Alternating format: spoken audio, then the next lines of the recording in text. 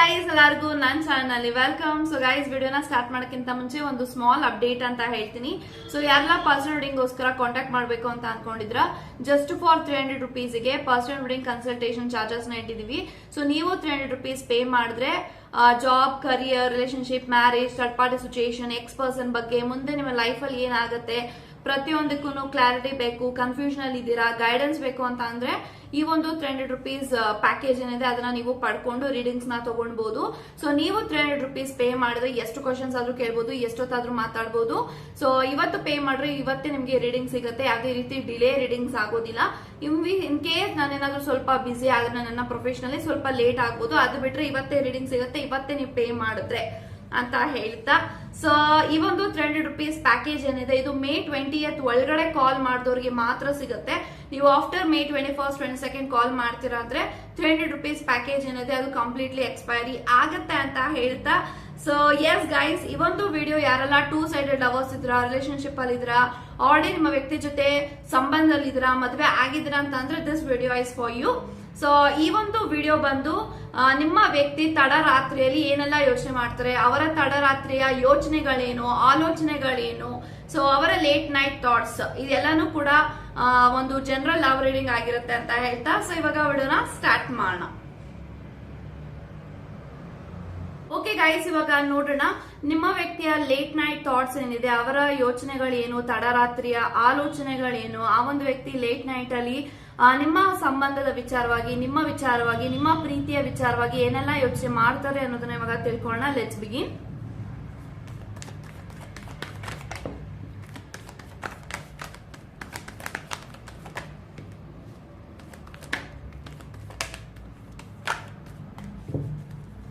Okay, bottom of the card ಬಂದು knight of wands ಇದೆ. So guys, ಯಾರೆಲ್ಲ ಈ ಒಂದು ವಿಡಿಯೋನ ನೋಡ್ತಾ ಇದ್ದೀರಿ, bottom of the card knight of wands ಇದೆ, 10 of Pentacles ಇದೆ, Hermit ಇದೆ, 8 of Cups,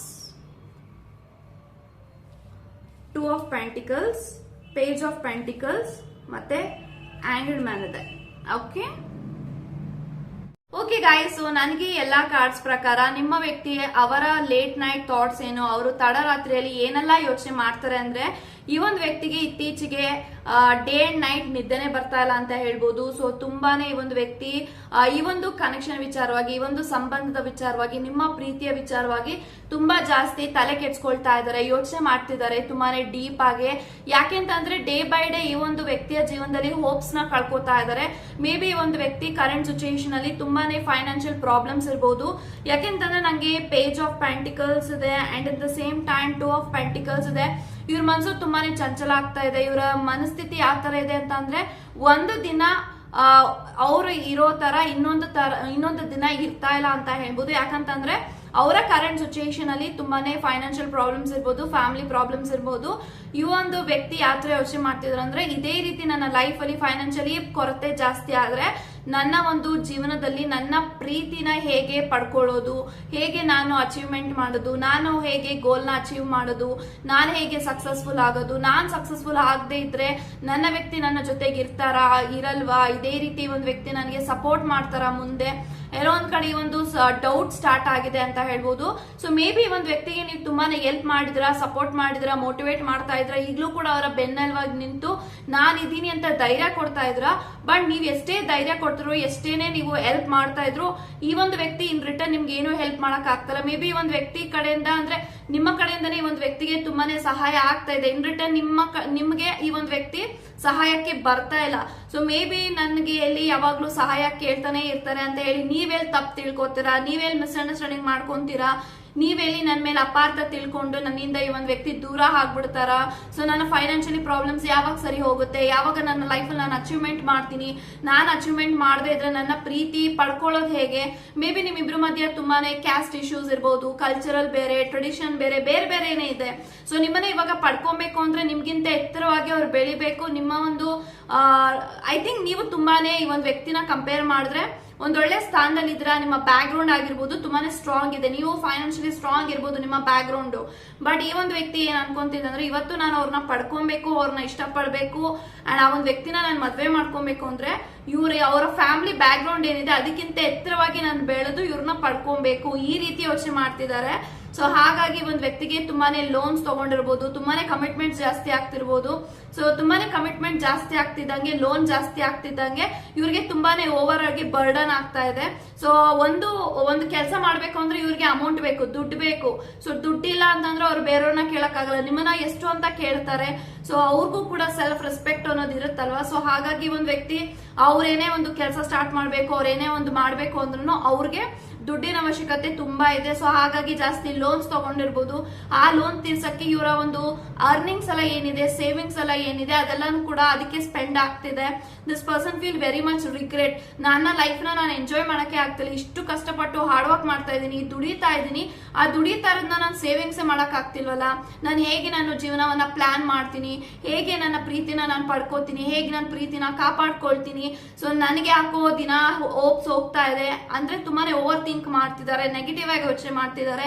so day by day ನನ್ನ ಹೋಪ್ಸ್ ಏನಿದೆ ನನ್ನ ಜೀವನದಲ್ಲಿ ನಾನು ಕಳ್ಕೊತಾ ಇದ್ದೀನಿ, ನಾನು ಇನ್ನೂ ಅಚೀವ್ಮೆಂಟ್ ಮಾಡಿಲ್ಲ, ಇನ್ನೂ ಸೆಟಲ್ ಆಗಿಲ್ಲ, ಇದೆಲ್ಲಾನು ಕೂಡ ಬರ್ಡನ್ ಇತ್ತೀಚೆಗೆ ತುಂಬಾನೇ ಹೆಚ್ಚಾಗ್ತಾ ಇದೆ. ಯಾಕಂತಂದ್ರೆ ಅವರ ಕರೆಂಟ್ ಸಿಚುಯೇಷನ್ ಆ ತರ ಇದೆ ಅಂತ ಹೇಳ್ಬೋದು. ಸೊ ಮೇ ಬಿ ನೀವು ಅದೆಲ್ಲಾನು ಎಕ್ಸ್ಪೆಕ್ಟ್ ಮಾಡಲ್ಲ, ನೀವು ಚೆನ್ನಾಗಿ ನೋಡ್ಕೊಂಡ್ರೆ ಸಾಕು, ನಿನ್ನ ಪ್ರೀತಿ ಇದ್ರೆ ಸಾಕು, ನೀನಿದ್ರೆ ಸಾಕು, ನನಗೆ ಇನ್ನೇನು ಬೇಡ ಅಂತ ನೀವು ಧೈರ್ಯ ಹೇಳ್ತಾ ಇದ್ರ. ಬಟ್ ಆ ಒಂದು ವ್ಯಕ್ತಿ ನಿಮ್ಮನ್ನ ಪಡ್ಕೊಳ್ಳೇಬೇಕು, ಅವ್ರಿಗೊಂದು ಡ್ರೀಮ್ಸ್ ಇದೆ. ನಿಮ್ಮ ಜೊತೆಗೆ ಮದ್ವೆ ಆಗ್ಬೇಕು ಅಂದ್ರೆ ನಾನಿಷ್ಟು ಅರ್ನ್ ಮಾಡಿರ್ಬೇಕು, ಇಷ್ಟು ಸೆಟ್ಲ್ ಆಗಿರ್ಬೇಕು, ನಿಮ್ಮ ಜೀವನದಲ್ಲಿ ನಾನು ಇವತ್ತು ಹ್ಯಾಪಿಯಾಗಿ ಖುಷಿಯಾಗಿ ಮುಂದೆ ನಮ್ಮ ಲೈಫ್ ನ ಲೀಡ್ ಮಾಡ್ಬೇಕು ಅಂದ್ರೆ ಈ ತರ ಲೈಫ್ ಸ್ಟೈಲ್ ನನ್ನ ವ್ಯಕ್ತಿ ಕೊಡ್ಬೇಕು. ಇದೆಲ್ಲ ಅವ್ರಿಗೆ ಡ್ರೀಮ್ಸ್ ಇದೆ. ಈ ಡ್ರೀಮ್ಸ್ ಎಲ್ಲ ನನ್ನ ಕೈ ಫುಲ್ಫಿಲ್ ಮಾಡಕ್ ಆಗುತ್ತಾ? ಅಥವಾ ನಿಮ್ಗೂ ಕೂಡ ತುಂಬಾ ಡ್ರೀಮ್ಸ್ ಇರ್ಬೋದು. ಇವರ ಡ್ರೀಮ್ಸ್ಗೆ ನಾನು ಯಾವಾಗ ರೆಕ್ಕೆ ಆಗಿ ಇವ್ರಿಗೆ ನಾನು ಸಹಾಯ ಮಾಡ್ತೀನಿ, ಸಪೋರ್ಟ್ ಮಾಡ್ತೀನಿ, ತುಂಬಾನೇ ತಲೆ ಕೆಡ್ಸ್ಕೊತಾ ಇದ್ರೆ ಡೇ ಬೈ ಡೇ. ಸೊ ಇವರು ನಿಮ್ಮನ್ನ ಆಕ್ಚುಲಿ ಆದಷ್ಟು ಬೇಗ ಮದ್ವೆ ಮಾಡ್ಕೊಬೇಕು, ಒಂದು ಫ್ಯಾಮಿಲಿ ಪ್ಲಾನಿಂಗ್ ಮಾಡ್ತಿದ್ದಾರೆ ಅಂತ ಬರ್ತಾ ಇದೆ. ಸೊ 10 ಆಫ್ ಪೆಂಟಿಕಲ್ಸ್ ಇದೆ. ಆಲ್ರೆಡಿ ಅವರು ನಿಮ್ಮನ್ನ ಒಂದು ಫ್ಯಾಮಿಲಿ ಮೆಂಬರ್ ತರನೇ ನೋಡ್ತಿದ್ದಾರೆ. ಸೊ ಒಂದು ಫ್ಯಾಮಿಲಿ ಮೆಂಬರ್ಗೆ ಅಂತ ಬಂದಾಗ ಇವಾಗ ಏನೆಲ್ಲ ಸಹಾಯ ಮಾಡ್ಬೋದು, ಏನೆಲ್ಲ ಸಪೋರ್ಟ್ ಮಾಡ್ಬೋದು, ಅದೆಲ್ಲ ನೀವು ಮಾಡ್ತಾ ಇದೀರಿ. ಬಟ್ ಇನ್ ರಿಟರ್ನ್ ಈ ಒಂದು ವ್ಯಕ್ತಿ ನಿಮ್ಗೆ ಏನಾದ್ರು ಹಣದ ಕೊರತೆ ಇದ್ದಾಗ ಅಥವಾ ಹಣದ ಸಹಾಯ ನೀವು ನಿಮ್ಮ ಪಾರ್ಟ್ನರ್ನ ಕೇಳಲ್ಲ. ಬಟ್ ಸ್ಟಿಲ್ ಅವ್ರಿಗೆ ಅನ್ಸುತ್ತೆ ನಾನೇ ಎಲ್ಲ ಮಾಡ್ತಾ ಇದ್ದೀನಿ, ಯಾಕೆಂದ್ರೆ ಇವರೆಲ್ಲ ನನಗೆ ಮಾಡ್ತಿದ್ದಾರೆ, ಬಟ್ ನನ್ನ ಕೈ ಏನು ಕೊಡಕ್ ಆಗ್ತಿಲ್ವಲ್ಲ, ತುಂಬಾನೇ ಥಿಂಕ್ ಮಾಡ್ತಿದ್ರೆ. ಸೊ ಇವಾಗ ಒಂದು ವ್ಯಕ್ತಿಗೆ ಎಲ್ಲಾನು ಅವ್ರ ಲೈಫ್ ಅಲ್ಲಿ ಇದೆ, ಏನು ಕೊರತೆಗಳಿಲ್ಲ. ಬಟ್ ಈ ಒಂದು ವ್ಯಕ್ತಿ ಇನ್ನೂ ಅವರ ಪ್ರಕಾರವಾಗಿ ಇನ್ನೂ ಸೆಟಲ್ ಆಗಿಲ್ಲ. ಅವ್ರು ಒಳ್ಳೆ ದುಡಿಮೆ ಇದೆ, ಒಳ್ಳೆ ಕೆಲಸದಲ್ಲಿ ಇದಾರೆ, ಒಳ್ಳೆ ಪೊಸಿಷನ್ ಇದ್ದಾರೆ. ಬಟ್ ಅವ್ರು ಅನ್ಕೊಂಡಿದ್ದಂತ ಲೈಫ್ ಸ್ಟೈಲ್ ಇವ್ರಿಗೆ ಸಿಗ್ತಾ ಇಲ್ಲ.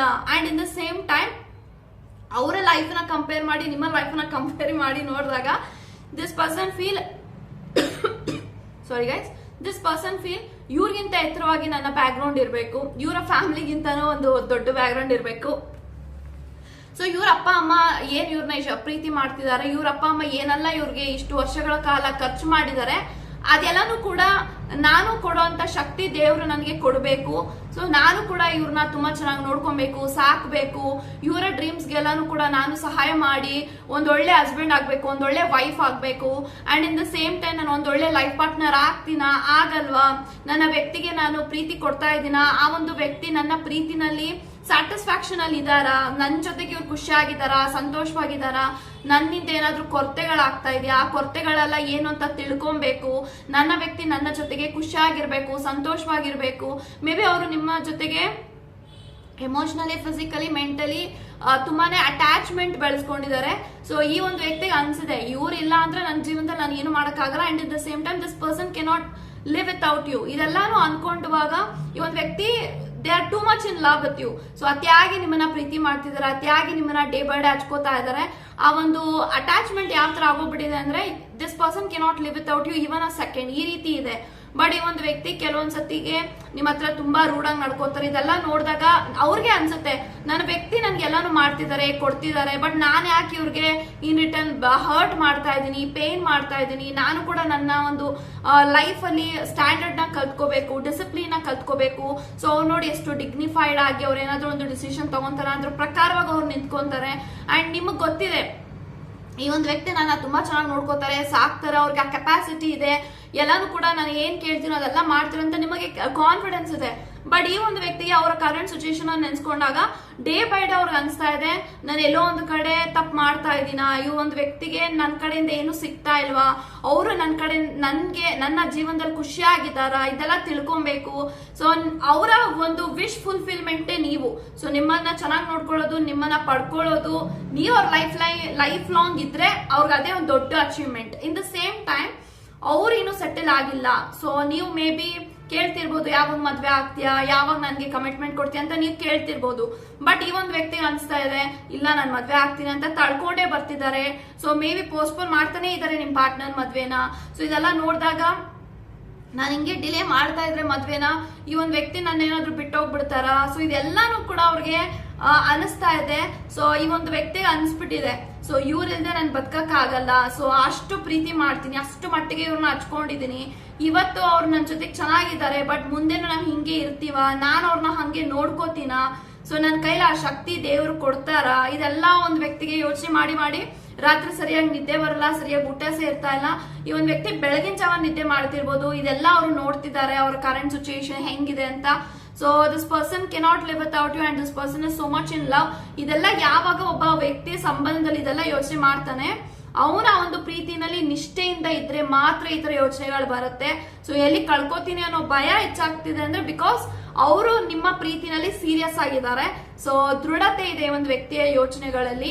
ಸೊ ಯಾವುದೇ ರೀತಿ ಒಂದು ವ್ಯಕ್ತಿ ಮನ್ಸು ಚಂಚಲ ಆಗ್ತಿರ್ಬೋದು, ಬಟ್ ಈ ಒಂದು ವ್ಯಕ್ತಿ ಚಂಚಲ ಏನಕ್ಕೆ ಆಗ್ತಿದೆ ಅವರ ಮನ್ಸು ಅಂತಂದ್ರೆ, ನಾನು ಇವ್ರನ್ನ ಚೆನ್ನಾಗಿ ನೋಡ್ಕೊಳ್ತೀನಿ ಅನ್ನೋ ಒಂದು ಭರವಸೆ ಹೋಗ್ತಿದೆ. ಬಿಕಾಸ್ ಆಫ್ ಕರೆಂಟ್ ಸಿಚುಯೇಷನ್ ತುಂಬಾ ಇವರೇ ನೋಡ್ಕೊಬೇಕು, ಅವ್ರ ಫ್ಯಾಮಿಲಿನೂ ಇವರೇ ನೋಡ್ಕೊಬೇಕು, ಅವ್ರ ಸಿಬ್ಲಿಂಗ್ಸ್ ಇದ್ರೆ ಅವ್ರನ್ನೂ ಇವರೇ ನೋಡ್ಕೊಬೇಕು. ಆಮೇಲೆ ಇಡೀ ಫ್ಯಾಮಿಲಿ ಜವಾಬ್ದಾರಿನ ಇವರೇ ಚಿಕ್ಕ ಏಜ್ ಇಂದ ತಗೊಂಡಿದ್ದಾರೆ. ಸೊ ಇದೆಲ್ಲಾನು ನೋಡಿದಾಗ ದಿಸ್ ಪರ್ಸನ್ ಫೀಲ್, ಇಷ್ಟೆಲ್ಲ ನಾನು ಮಾಡ್ತಾ ಇದ್ದೀನಿ, ಇದೆಲ್ಲ ನನ್ನ ವ್ಯಕ್ತಿಗೆ ಇಷ್ಟ ಆಗತ್ತಾ, ಇದೆಲ್ಲ ಯೋಚನೆ ಮಾಡ್ತಿದ್ದಾರೆ. ಸೊ ಇದು ಅವರ ಲೇಟ್ ನೈಟ್ ಥಾಟ್ಸ್ ಅಂತ ಹೇಳ್ತಾ, ಗಾಡ್ ಬ್ಲೆಸ್ ಯು ಗೈಸ್.